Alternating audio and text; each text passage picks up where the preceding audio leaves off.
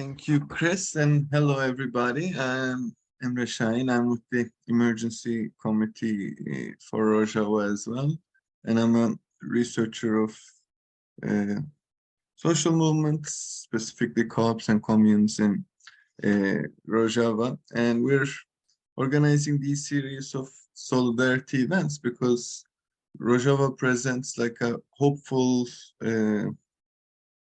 venue for co-ops and collective ownership and production.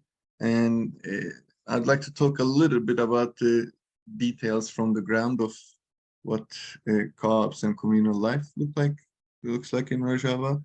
Can I share my screen really quick for a PPT? So quick geographical and political introduction to the topic. This is the region we're talking about here. This is a map of Syria, Turkey to the north, Mediterranean to the west, Iraq to the east. And the areas in green, the areas in yellow are under the control of the Autonomous Administration of North and East Syria, also known as Rojava. And Rojava, for those that may not know, means west in Kurdish, and it refers to this western part of Greater Kurdistan that spans across Turkey, Syria, Iraq, and Iran. Quick historical political context. The region has a colonial legacy, 300-400 years of Ottoman control over Rojava, afterwards half a century of French mandate, colonial control. And in the mid-1900s, late 1930s, the Syrian Arab Republic is formed in the region. Kurds become a minority in all of the 4 countries that are created after the First World War in the interwar period in the region.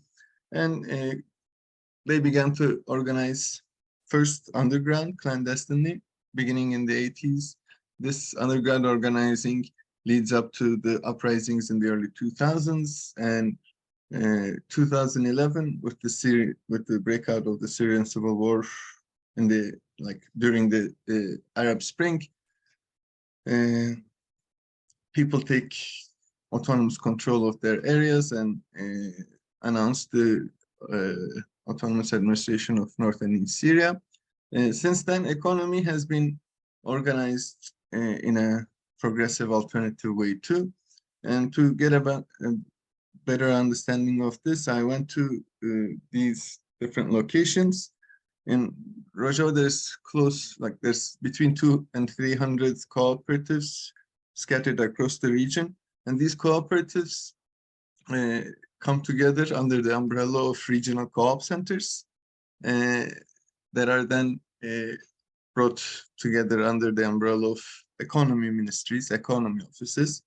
And one thing that's really remarkable and interesting is at all these levels of organization, from the local co-op to the regional co-op coordination center to the even more macro regional economy ministries, they all have their women's autonomous versions. So mixed gender co-op, women's autonomous, mixed gender co-op center, women's autonomous co-op center, mixed gender economy ministry, women's economy ministry. So women are organized autonomously and in parallel at all aspects of lives.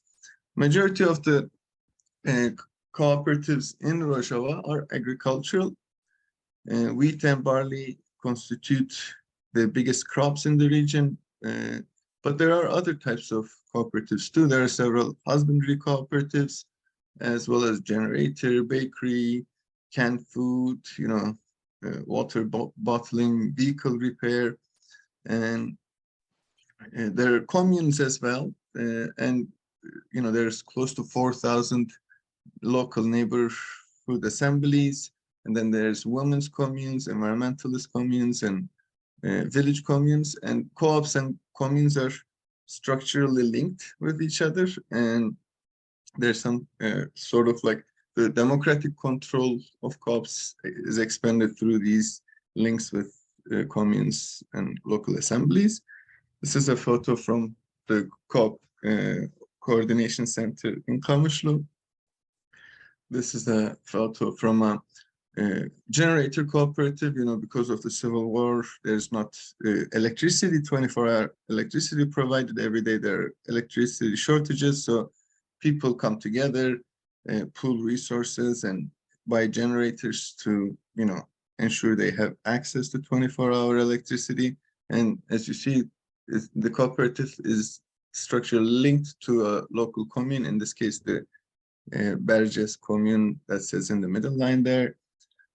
This is a photo from a women's agricultural cooperative. I love this photo because in the background we see some oil wells representing like the two main economic activities in the region, agriculture being first and oil production being the second. This is a photo of me at a women's shop. So the way the distribution happens for co-ops in Rojava is predominantly they have their own collectively owned and run shops too. So they not only do the production aspect of the of economic activities, but distribution as well. In few instances, they work with the autonomous administration's shops to use them as distribution centers, but in most cases, they have their own shops to distribute their goods. And here we have a woman's shop selling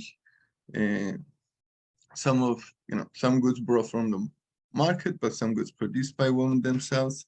And the name of the shop, New Dam, means new times, which is very symbolic of the sort of transformation of co-ops and economic life in the region as well.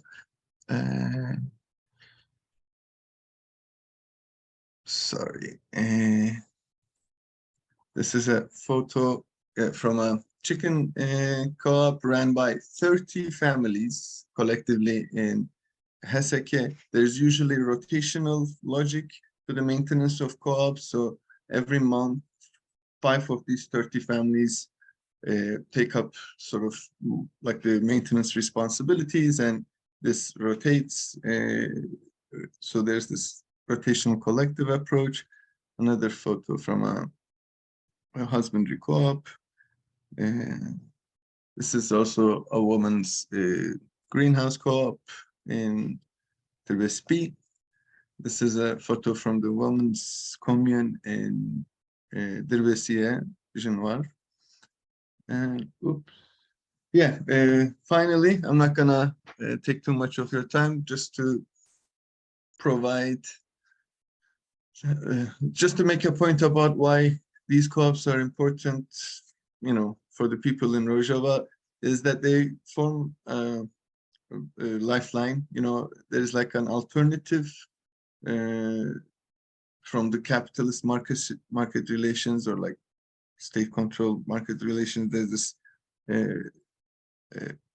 alternative, autonomy being born, and the pandemic gave us a good opportunity to observe this. I want to argue here.